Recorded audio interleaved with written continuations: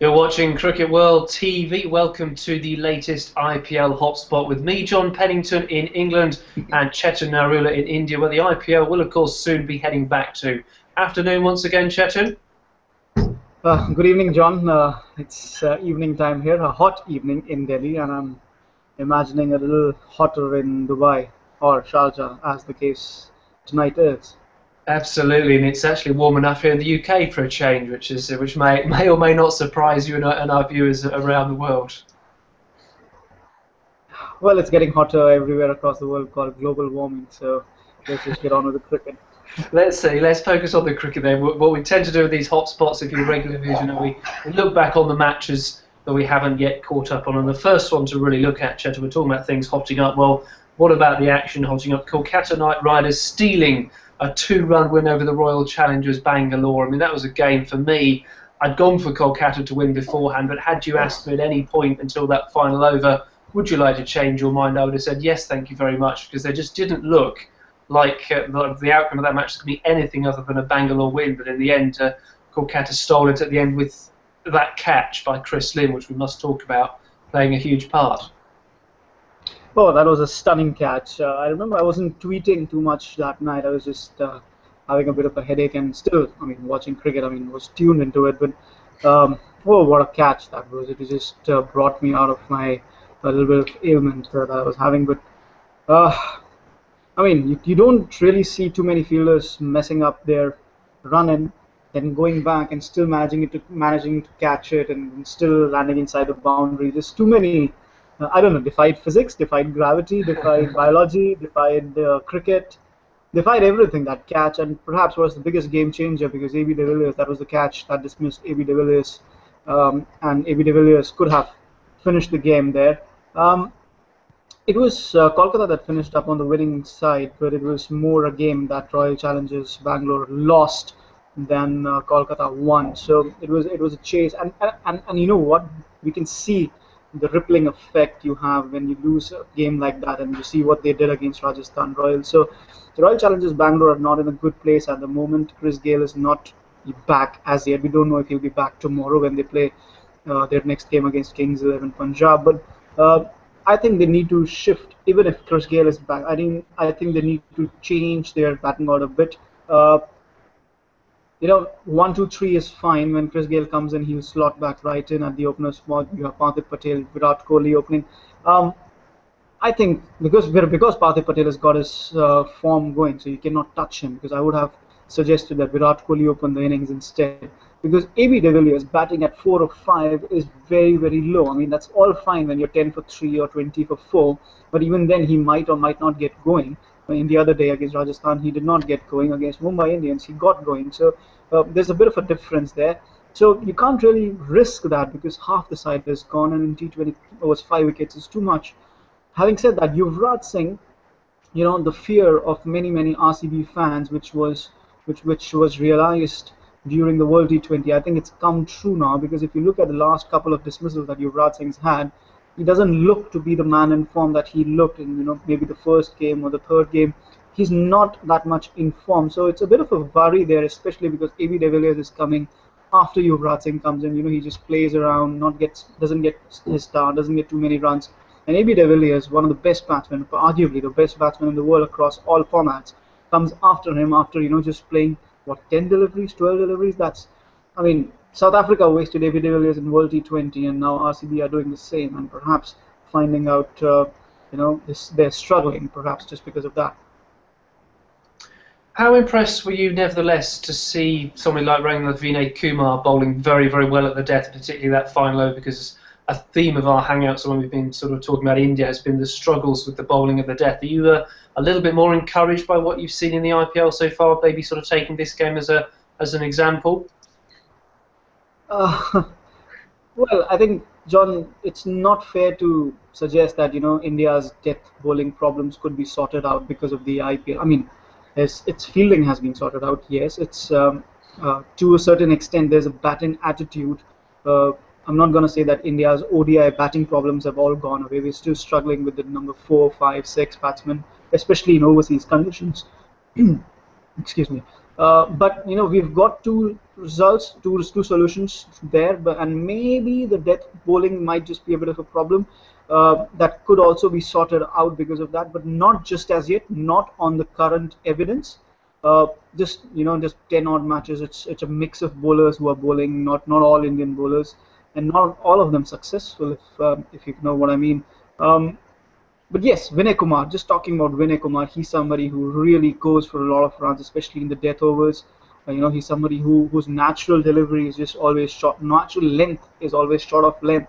So it was heartening to see him bowl a little bit quicker, a little bit fuller. Still, I would think that it was Chris Lynn's catch that changed the game and not as much the bowling. I mean, if AB de Villiers was still batting and you know, Chris Lynn hadn't had that catch, if he'd had gone for four, Royal Kolkata Knight Riders would have won, and nobody would be talking about R. Vinay Kumar. So, not taking anything away from him, he did bowl a very, very good over. Still could have gone for runs after that catch was taken, but it was his night. If he can perform that consistently, and somebody like a Jaydev Unadkat who's done well for Delhi, if they can do it consistently, I think they will come into consideration for limited overs for India, because again, like you said, yes, death bowling is a problem, but I'm not sure how much IPL can sort it out. That was just a thought, really. Now, moving on to the next game, Sunrisers Hyderabad beating the Delhi Daredevils by 4 runs. Another tight encounter. And to be honest, I didn't see an awful lot of this one, but it looked to me from sort of looking at the scorecards, looking at the highlights, that finally, because Sunrisers only lost 1 wicket, their much vaunted top 3 finally fired, and despite a late charge from Delhi, that was enough for them. I think two talking points from this match. One of them for Sunrisers Hyderabad, and Aaron Finch, I think, came in a bit of a form, and he's a form player, as we saw for Australia as well. Once he gets going, he starts hitting runs as well. And today also, with the rest of the Sunrisers Hyderabad batsmen struggling, he's the one who's still going strong. When I last checked, 40 odd runs, 40 odd not out. I'm not sure if he's still batting or not, but even in that match, he got going, and well, that was, I think, one of the big positives, because Shikhar Dhawan is not in that great touch, and David Warner is not finding his feet at number 3 as yet for the Sunrisers Hyderabad. For Delhi, I think the biggest talking point, of course, was the return of Kevin Peterson, but I think his return might have just cost Delhi the game, because he was very, very scratchy, very, very rusty, which was obvious given the fact that he was coming back from a finger injury, because you can't even take, when you have a finger injury, and you can't even take knock-ons in the nets. I mean, if you had a hamstring, you can just stand and play some knockouts and get a bit of touch on your bat. But for finger injury, that's even a bit of a problem. The other big talking point was JP Duminy coming afterwards, and the sort of form he is in. They probably need him to bat at number 3, something that he did today. Murali Vijay is in a bit of a form. So that's what Delhi need to work at. I think, for what it's worth, now that Delhi have finished their leg in the UAE with a couple of victories in the last couple of out of the last 3 games, they've got a couple of victories. So they'll perhaps come at home, regroup with Kevin Peterson back, realizing that JP Duminy is in good form, Murali Vijay is in good form. Readdress their batting order a bit, because what, their bowling is doing very, very well. Their bowling, I think, they've got their bowling act together with Mohammad Shami, Jaydev Unadkat, Shahbaz Nadeem pitching in the odd way, despite the fact that they've lost their all-rounder. So I think they're starting to gel well. The fact that they were a bit rusty at the start of the tournament, I think that's gone away. And now in the second half of the tournament, playing at home, I think they could just really kick it on. Well, one team that's rustiness has definitely not gone away is the Mumbai Indians, and the next game to look at is their defeat to the Chennai Super Kings. I mean, this was, I think, another thoroughly efficient and clinical performance from Chennai Super Kings. Brendan McCullum in the runs, Mohit Sharma taking 4 for 15, and at this point Mumbai was still, Rohit Sharma coming too far down, and obviously they've gone on again today to lose to Delhi, change the batting order a bit, but they really are struggling, and it's almost these two sides are going in opposite directions. Chennai looking very, very strong. Mumbai really got an awful lot of work to do still. Well, yeah. I think we need to discuss both the matches together. I think the loss to both Chennai and Delhi, and the fact, if there's one positive that stands out for Mumbai Indians, it's the fact that they're actually thinking about it. They're thinking about their problems. They know that they have got a very lightweight batting. especially when you look at what Glenn Maxwell's doing for Kings 11 Punjab.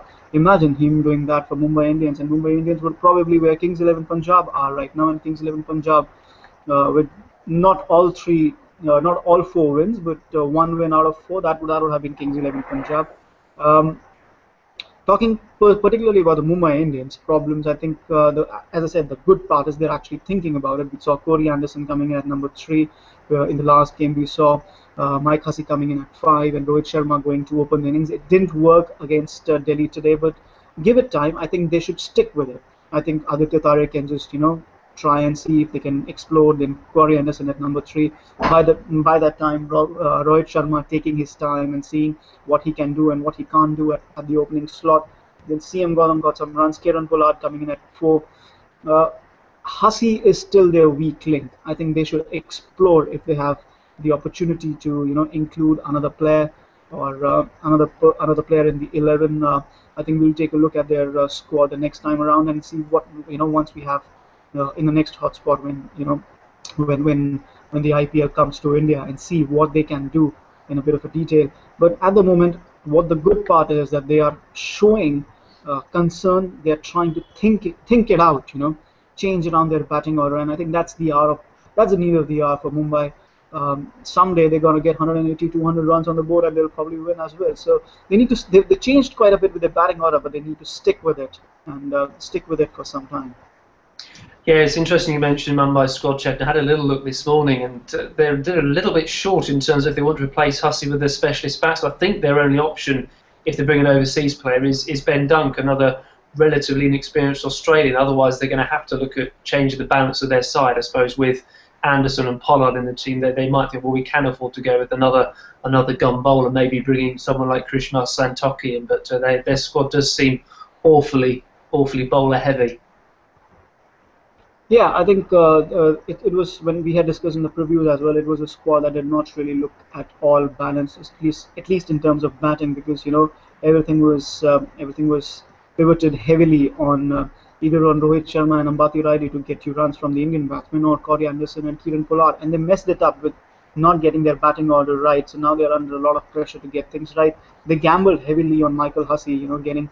And letting go of somebody like a Glenn Maxwell. Not even right now. It's not about letting Mitchell Johnson go. Right now, it's about letting Glenn Maxwell go. Because if they had used the right to match card and gotten Maxwell instead of somebody else, it could have been a whole different story at the moment. And like we said, too light, imbalanced or unbalanced, you can say, in terms of their batting and bowling at the moment. Yes. Moving on then, we had a rather bizarre game yesterday where the Royal Challengers were bowled out for just 70 by the Rajasthan Royals, who eventually picked up an important victory for them. What did you make of all that? That was a game that was almost over before it had begun. It was a very, very poor game of cricket, John. I think it was a very poor day of cricket because I think the pitch yesterday at Abu Dhabi had a lot of turn and bounce in it. Not so much bounce, but a lot of slow turn in it. And when that happens, you get a run chase of 150, and batsmen chase it, and the spinner comes into play in the last overs, and it gets really interesting. But I think how many wickets fell yesterday? Some 25, 26 wickets fell yesterday. 26, yeah. 26 wickets fell yesterday, and just goes to show that in 4 innings of T20 cricket, 26 wickets. That's quite a lot, and you're talking about batsmen not showing up, not getting accustomed to the pace and the bounce and the pitch. Of course, Rajasthan, it suited Rajasthan very well. Once it, when with the benefit of hindsight, when you see the pitch was a slow turner, you think yes, Rajasthan did very well because slow bowling suits them very, very well. But Royal Challengers Bangalore just didn't turn up. They were too heavily dependent on a couple of batsmen. Like Mumbai Indians, they haven't sorted out their batting order, just experimenting too much with their lineup. They haven't got a settled lineup. They can't really put a finger because yes, they're missing Chris Gale, and they have the injury to their other foreign opener, Chris Madison, and now AB de Villiers coming in late, and they're experimenting with Muralitharan. So a lot of experimenting, not a very settled lineup. I mean, if you look at Chennai Super Kings, their success so far is based on the fact that they have hit a particular playing 11. And they have sustained it. Of course, they've got victories, but they're looking to sustain it. They've made some changes. They're on a winning run, but they're sustaining their playing 11 and somebody like a Kolkata Knight Riders only going for a horses for courses policy, bringing in Piyush Chawla, dropping Vinay Kumar. That's not what Royal Challengers Bangalore are doing. Either you sustain your playing 11 or you do a horses for courses policy, and that's not really. I mean, they dropped Muralitharan on a day when the pitch was actually looking very good for spin bowling. So not really a settled lineup at the moment, and I think they really need Chris Gayle back and get their mojo reinvigorated and get on the winning side. But Rajasthan Royals will be very, very pleased. The slow pitches in UAE have really played into their hands, and they're not playing at Jaipur this year, so they're playing in Ahmedabad, and they'll be hoping that it's equally slow pitch. It's been a couple of years since I went to Ahmedabad, but if I remember correctly, against England, that Test match, that was a very, very slow wicket. And if it's anything like that, and coming to know the fact, I mean, it's May now, so fag end of the season, so it's going to be a slow pitch, and if it is, and it plays directly in hands of Rajasthan Royals again. Next up for the Royal Challengers Bangalore, they take on Kings 11 Punjab, who are really leading the way, and they proved yesterday that their bowlers can also get them out of trouble if Glenn Maxwell doesn't quite fire, because they didn't put up a huge total against Kolkata Knight Riders, but in the end won it by 23 runs, which was a pretty impressive performance. Absolutely, I think it was quite a professional approach. I mean, like we said, we discussed quite a bit in the previews that they're looking a very, very balanced side, and it was not just in terms of the batting; it was looking very dangerous. And for the first three games, obviously this format is a batsman-dominated game, and we saw that in the first three matches. But there was this feeling, that the bowling is not being tested because it's given away 190, 200, and then defended another 190 total. So it's not being tested, and it's not all there. But they came up, they rose to the occasion, used that slow pitch. I think Kings 11 have really shown that they are a force to comprehend this year, and 4 wins out of 4. I think they're on a march, they're on a roll. This UAE leg has gone really, very well for them, and I think they will come back and continue to regale the crowds. As for the match tomorrow, and giving a prediction there, I hope Chris Gayle comes back so that the UAE people get to see Chris Gayle in action once at least on this particular leg, but unless he comes back and unless they sort out their playing 11, I think our Royal Challengers Bangalore are going to struggle. We discussed how they're going to struggle with their bowling. I think it's just starting to show now. Yeah, I'm going to go for Kings 11 as well to win that game. Just going back at a point you made a minute or so ago about how many wickets fell yesterday. It's almost as many wickets fell as there have been in English County game this morning. With a bit of overhead conditions. Lancashire in all sorts of trouble. Yorkshire in trouble at Lords as well. But one man who really is struggling for runs is Gautam Gambhir. That's 3 ducks and then just the 1 run yesterday. Do you think he might? Is he going to almost be forced to take a Ponting-like decision and sort of sit aside for a bit, or do you think he's going to just carry on? Well, he's a $2 million player, very, very important player. One of the 2 players who were retained by Kolkata Knight Riders. But knowing Gautam Gambhir as much as I've seen him play cricket and spoken with him a couple of times, he's a very, very fierce cricketer. He knows he cannot buy a run at the moment. He knows he'll have to work very hard. I think what they did in the last game was a perfect situation. That he should not open the innings and put undue pressure on himself. I think looking ahead to this, they might try to play Manvinder Bisla from the next game and try to get some good starts.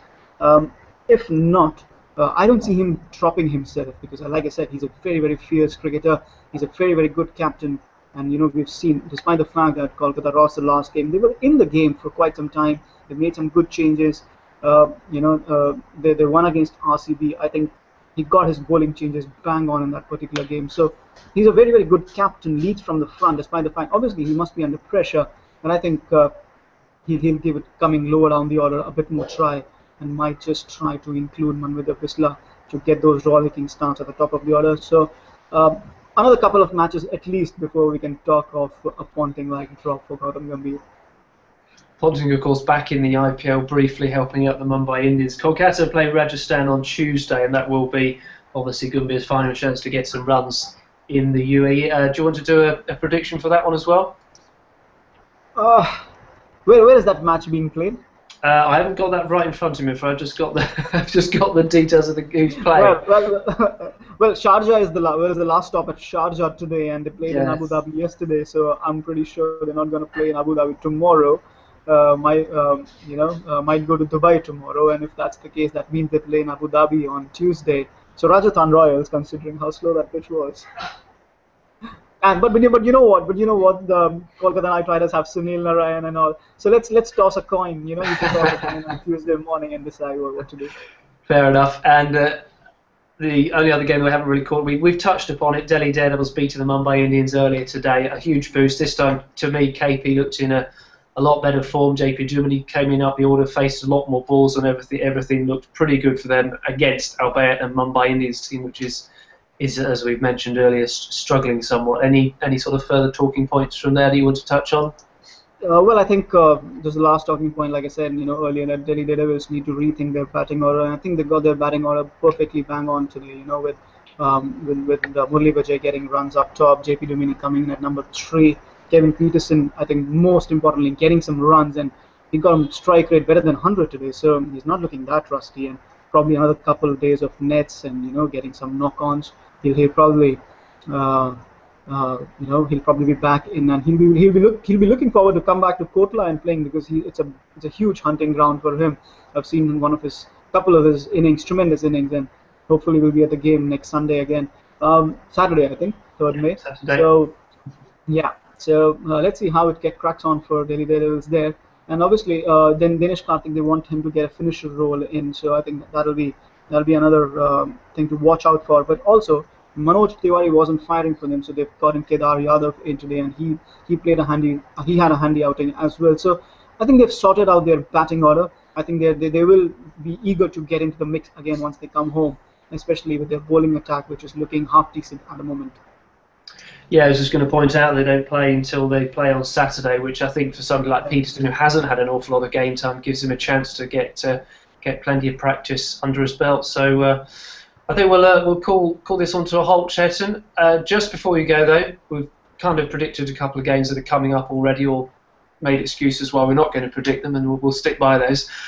Just one question for you. By the time that the IPL leaves the United Arab Emirates, will the Kings 11 still be in charge, or sort of clear at the top?